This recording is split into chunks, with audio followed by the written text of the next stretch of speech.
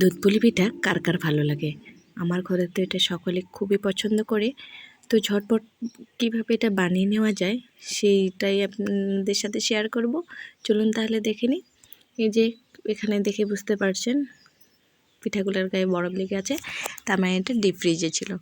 তো ফ্রিজ পরিষ্কার করতে গিয়ে পেয়েছি, তো ভাবলাম যে এটা দিয়ে ঝটপট করে বানিয়ে নিই। তো এখানে এই পর্যায়ে আমি নিয়েছি গরুর দুধ হাফ লিটারের মতো। এটা ভালোভাবে আমি জাল দিয়ে নিয়েছি। যে যখন এটা জাল করা হয়ে যাবে তখন এই পর্যায়ে আমি কিছুটা মশলা অ্যাড করব। এখানে দিয়ে দিলাম 2টা দারচিনি আর কিছুটা পরিমাণ এলাচ। তো এটা ভালোভাবে নেড়ে নেওয়ার পরে এই পর্যায়ে আমি দিয়ে দেব গুড়। আজকে আমি গুড় দিয়ে বানাচ্ছি, আপনারা চাইলে চিনি দিয়েও বানাতে পারেন। এটা খেজুর গুঁড়ো ব্যবহার করেছি আমি।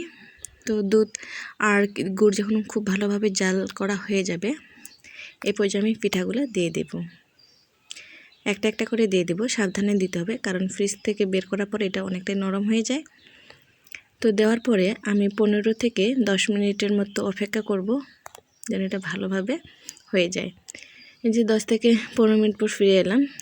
এই পর্যায়ে দেখুন কতটা ঘন হয়ে গেছে আর দেখতে কিন্তু অনেকটা সুন্দর লাগতেছে আর পিঠাটাও মনে হচ্ছে ফুলে গেছে। এই যে দেখুন, তাই না? এই পর্যায়ে আর এখানে আমি কোনো কিছু দিব না, এটাকে আমি এখন উঠিয়ে নেব।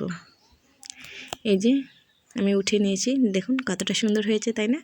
দেখে মনে হচ্ছে রসমালাই। আপনারা চাইলে কিন্তু ফ্রিজে বানিয়ে রেখে ঝটপট এভাবে বানিয়ে নিতে পারেন। যেহেতু এখন গরমকাল সেহেতু বানিয়ে কিন্তু ফ্রিজে রাখতে পারেন, ঠান্ডা ঠান্ডা খেতে কিন্তু এটা দারুণ লাগবে।